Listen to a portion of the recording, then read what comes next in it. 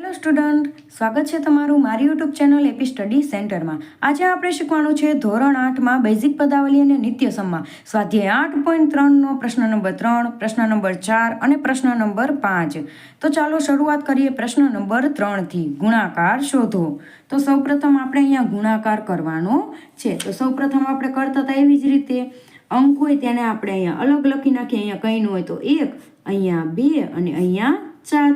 અને એબીસીડીના અક્ષરને અલગ કરો. ચલો, એનો વર્ગ ગુણ્યા એની અહીંયા 22 ઘાત અને એની 26 ઘાત.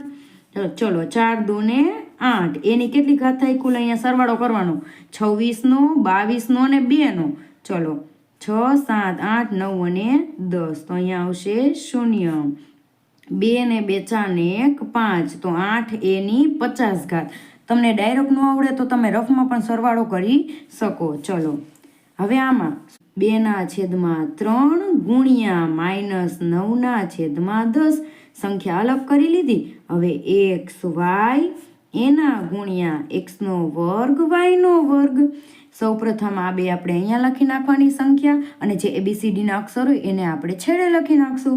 ચલો હવે ગુણાકાર હોય ને તો ઉપર નાનો ઉપર ગુણાકાર કરવાનો, નીચે નાનો નીચે ગુણાકાર કરવાનો. બંને અંશનો ગુણાકાર કરો તો શું થાય? 9 દુ 18 પણ કેવા માઇનસ અને 10 તરીને 30. ચલો x કેટલા છે? અહીંયા 2 અને કુલ અહીંયા 1. તો x ની 3 ઘાત, y ની પણ 3. ચલો હવે આ દાખલામાં બીજી રીતે પણ થાય. હવે જો 2/3 હતા અને -9/10 હતા. તો અહીંયા તમારે ભાગ ઉડે તો ઉડાડી દેવાના, કારણ કે બંને વચ્ચે ગુણાકાર છે. 3 તરી 9 અને 2 પંચા ને 10. તો જવાબ શું આવે? 3/5 x નો ઘન y નો ઘન. બંને રીતે થશે. ચલો એવી જ રીતે આપણે અહીંયા પણ કરવાનું કે -10/3 ગુણ્યા 6/5. હવે આ બે લેવાના આપણે. p q ની 3 ઘાત ગુણ્યા p નો ઘન q.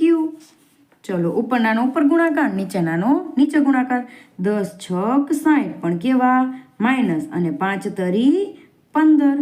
ચલો p કેટલા છે? 3 ને 1 4 અને q કેટલા છે? 3 ને 1 4.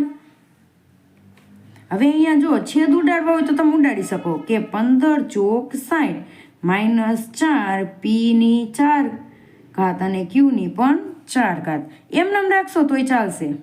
ચલો હવે આમાં x ની કુલ કેટલી ઘાત છે? અહીંયા 4 ને 3 7 8 9 અને 1 10. તો x ની કેટલી ઘાત થઈ જાય? અહીંયા 10 ઘાત થઈ જાય કુલ.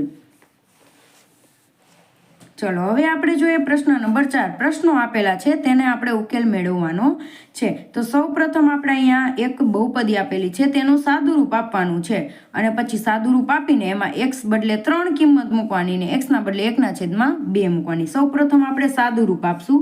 તો 3x 4x - 5 + 3 એનું આપણે સાદુરૂપ આપી દઈએ. તો 3x આને પણ ગુણે અને 3x આને પણ ગુણે. તો 4 તરી 12 x નો વર્ગ, કારણ કે અહીંયા એક x ને અહીંયા પણ બીજો x. તો શું થાય? x નો વર્ગ માઇનસ ના માઇનસ. 5 તરી 15 x + 3. હવે આ સાદુરૂપ આપણને મળી ગયું. 12 x નો વર્ગ -15x + 3. સૌ પ્રથમ આપણે x બરાબર 3 કિંમત મૂકવાની છે આ સમીકરણમાં. ચલો તો 12 ના 12 x બરાબર શું મૂકવાનું આપણે? 3. અહીંયા 3 ગુણ્યા 3 એટલે કેટલા થઈ જાય કુલ? 9.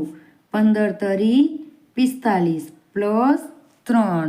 ચલો 12 નવા 108 -45 + 3. હવે આપણે શું કરવાનું? આની સૌ પ્રથમ આપણે બાદબાકી કરી નાખવાની. તમે ગમે તે રીતે કરી શકો. 108 અને 3નો સરવાળો કરીને પણ તમે 45 પછી બાદ કરી નાખવાના, અથવા તો 108 માંથી 45 આપણે બાદ કરી નાખશું. તો 108 માંથી 45 બાદ કરવાના. અહીંયા આવે 3. હવે 0 માંથી 4 જાય ને તો આપણે શું લઈશું? 10 કોણ. અહીંયા શું આવે? 10. તો અહીંયા 6 આવે. તો કેટલા આવ્યા? અહીંયા 63. હજી 3 તો આપણે બાકી હતા એને સરવાળો કરી નાખવાનો. તો જવાબ કેટલો આવે? અહીંયા 66 આવે. બરોબર.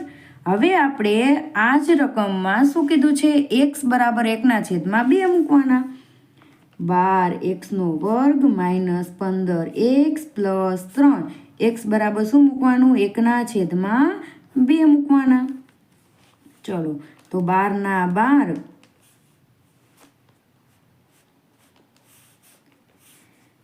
અને 1/2 એનો વર્ગ -15 1/2 પ્લસ 3. ચલો 12.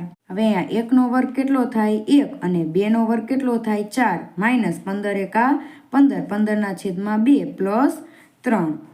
હવે અહીંયા 4 તરી 12 થઈ જાય. અહીંયા ગુણાકારની નિશાની હોય ને ત્યારે ઉપર નીચે ઉઠશે, પરંતુ પ્લસ ને માઇનસની હોય તો ઉઠશે નહીં. તો 3 એકા 3 -15/2 પ્લસ 3. ચલો હવે આપણે શું કરશું? 3 ને 3 6 -15/2. હવે એટલું યાદ રાખવાનું કે જ્યારે સરવાળા અને બાદબાકી હોય અને એક અપૂર્ણાંક સંખ્યા હોય ને પૂર્ણ સંખ્યા હોય ત્યારે હંમેશા લસા લેવાનો. અને કઈ રીતે લેવાનો? 6 દુ 12 -15 અને આખાઈના છેદમાં 2 આવી રીતે લેવાનો. ચલો તો 12માંથી 15 ન જાય, પરંતુ 15માંથી 12 કાઢો ને એટલે -3 આવે અને છેદમાં 2. તો આ તમારો જવાબ. હવે આપણે જોઈએ પ્રશ્ન નંબર 4નો બી. અહીંયા પણ સાદું રૂપ આપવાનું છે અને પછી a બરાબર 0, a બરાબર 1 અને a બરાબર -1ની કિંમત આપણે મૂકવાની છે. ચલો તો સૌ પ્રથમ આપણે સાદું રૂપ આપવાનું. તો a કૌંસમાં a નો સ્ક્વેર પ્લસ a પ્લસ 1 અને પ્લસ 5. સૌ પ્રથમ આ એના વર્ગને ગુણે તો શું થાય? એનો ઘન. કારણ કે અહીંયા 2 અને અહીંયા 1 તો શું થાય? એનો ઘન પ્લસ આ એ વચ્ચેના એને ગુણશે તો એનો વર્ગ થઈ જાય પ્લસ. હવે આ એ 1ને ગુણે તો શું થાય? એ પ્લસ 5.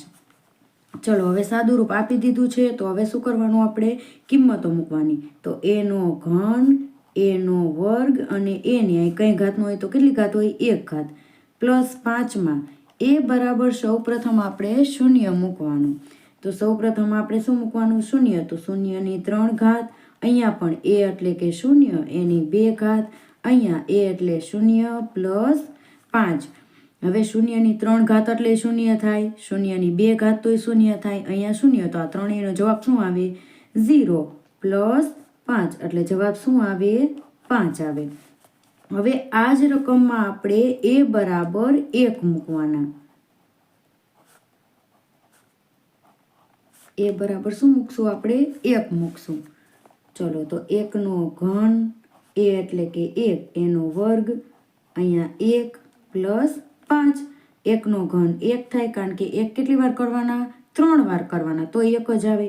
1 તમે 2 વાર કરો, 1 ગુણ્યા 1 તો એ કેટલા આવે? 1 આવે. અહીંયા 1 અને અહીંયા 5 તો 5 6 7 અને 8 તો જવાબ કેટલો આવે? 8 આવે. એવી જ રીતે આ જ રકમમાં આપણે એ બરાબર -1 મૂકવાના. એ બરાબર શું મૂકવાનું? -1.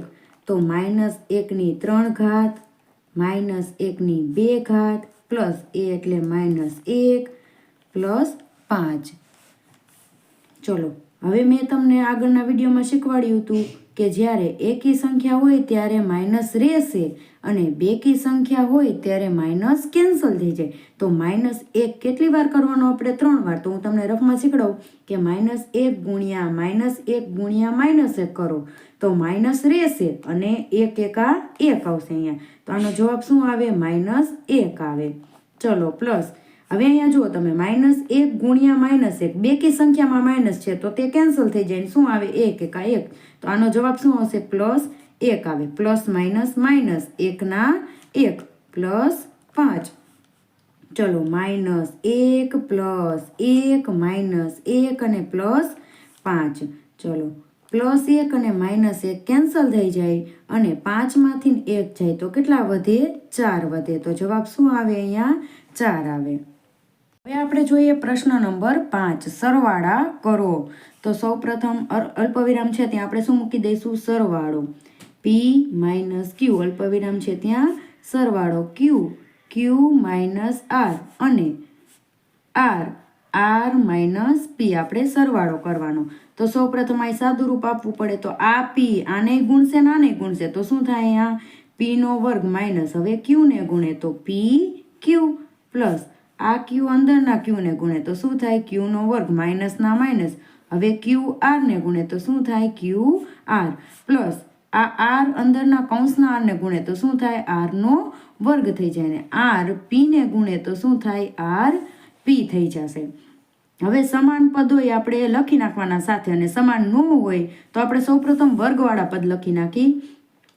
પીનો વર્ગ એની આગળની નિશાની સાથે લાવવાની તો પ્લસ ક્યુનો વર્ગ અને પ્લસ આરનો વર્ગ. હવે આ પદ માઇનસ પી ક્યુ માઇનસ ક્યુ આર અને માઇનસ આર પી તો આ જવાબ થઈ જાય. ચલો એવી જ રીતે આમાં પણ બીમાં પણ સરવાળા કરો. હવે અહીંયા સરવાળાની નિશાની આપી દીધેલી છે તો સૌપ્રથમ આપણે સાદું રૂપ જ આપતા જઈશું. તો અહીંયા 2x આખા કૌંસને ગુણે તો શું થાય 2xz માઇનસના માઇનસ 2xનો વર્ગ કારણ કે એક x ને બીજો x તો શું થાય અહીંયા xનો વર્ગ થાય માઇનસ 2xy પ્લસ 2y આખા કૌંસને ગુણે તો સૌપ્રથમ આને ગુણે તો શું થાય 2y નો z માઇનસના માઇનસ હવે આને ગુણશે તો 2y નો વર્ગ અહીં એક અને અહીંયા બીજો. ચલો હવે શું થાય માઇનસના માઇનસ 2yx અથવા તો અહીંયા તમે xy પણ લખી શકો. હવે સમાન પદ હોય તે સાથે લખવાના. ચલો xz વાળું પદ છે અહીંયા ક્યાંય xz વાળું તો નથી તો એમ રાખવાનું. ચલો 2xz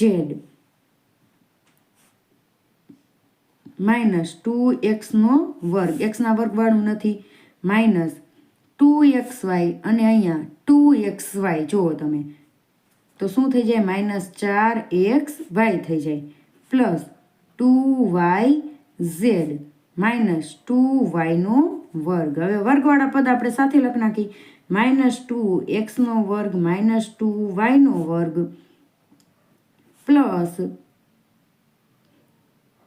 2xz minus 4xy plus 2y નો z. ચલો હવે આપણે જોઈએ ત્રીજું બાદ બાકી કરો. તો સૌપ્રથમ અહીંયા શું કરવાની બાદ બાકી તો 4l 10n minus 3m plus 2l બાદ કરવાના છે એટલે બાદ બાકીની નિશાની મૂકવાની. ચલો હવે સાદું રૂપ આપી દેવાનું. સૌપ્રથમ આ 4l આખા કૌંસને ગુણે તો સૌપ્રથમ 10n ને ગુણે તો શું થાય 10 ચોક 40ln માઇનસ હવે આ 3m ને ગુણે તો 4 તરી 12 lm પ્લસ હવે 2l ને ગુણે તો શું થાય 4 દુ 8 l નો વર્ગ માઇનસ 3l નો વર્ગ. હવે કૌંસની બહાર જ્યારે માઇનસની નિશાની હોય ત્યારે શું થાય કૌંસની અંદર બધી નિશાની ચેન્જ થઈ જાય. માઇનસ હોય તો પ્લસ કરવાના એટલા માટે પ્લસ આવ્યા કારણ કે માઇનસ માઇનસ પ્લસ થાય 4 તરી 12 lm પ્લસ માઇનસ માઇનસ 5 તરી 15 ln. હવે આપણે સમાન પદને સાથે લખવાના તો 40 ln. હવે ln વાળું પદ અહીંયા છે તો શું આવે માઇનસ 15 ln. હવે અહીંયા જુઓ પ્લસ 12 અને માઇનસ 12 કેન્સલ થઈ જાય તો શું વધે અહીંયા પ્લસ 8l નો વર્ગ અને 3l નો વર્ગ. ચલો હવે 40 માંથી 15 જાય તો 25 વધે 25ln પ્લસ 8 માંથી 3 જાય તો શું વધે 5l નો વર્ગ.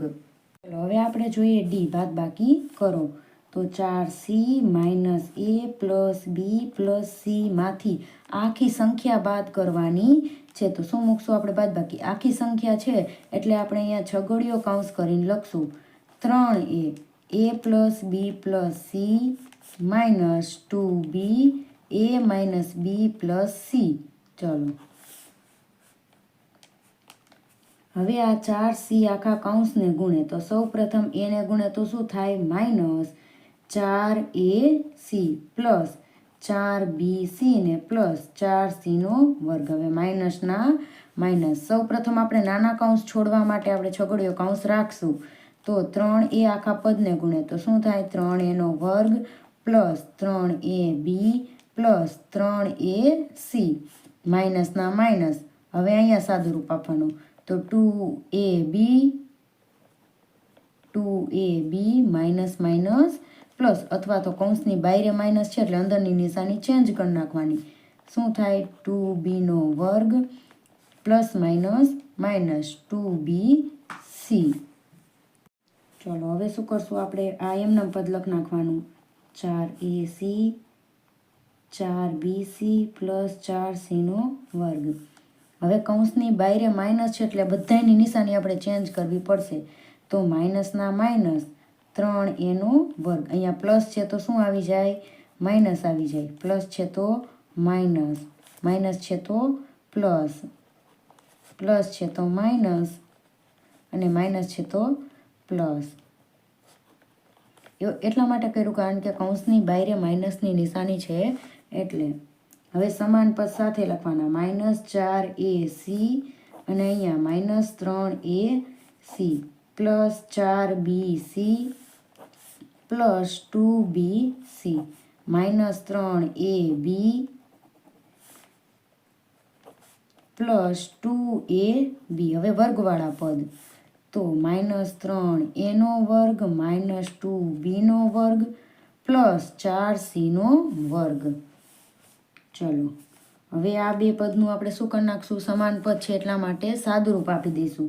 તો માઇનસ માઇનસ પ્લસ 4 ને 3 7 ac પણ મોટા પદની નિશાની. હવે અહીંયા 4 પ્લસ, અહીંયા પ્લસની નિશાની છે તો 4 ને 2 6 bc. ચલો હવે અહીંયા પ્લસ માઇનસ માઇનસ 3માંથી 2 જાય તો ખાલી વધે 1. 1 આગળ લખો કે ન લખો કાંઈ ફેર પડે નહીં. મોટા પદની અહીંયા નિશાની. હવે પાછળ સજાતીય પદની જોડી નથી તો એમને લખી નાખવાના. ચલો તો આ તમારો જવાબ. આની સાથે સ્વાધ્યાય 8.3નો પ્રશ્ન નંબર 3, પ્રશ્ન નંબર 4 અને પ્રશ્ન નંબર 5 કમ્પ્લીટ થાય છે. જો સ્ટુડન્ટ તમને મારા વિડીયો પસંદ આવતા હોય તો લાઇક, શેર, સબસ્ક્રાઈબ અને કમેન્ટ જરૂરથી કરજો. Thank you.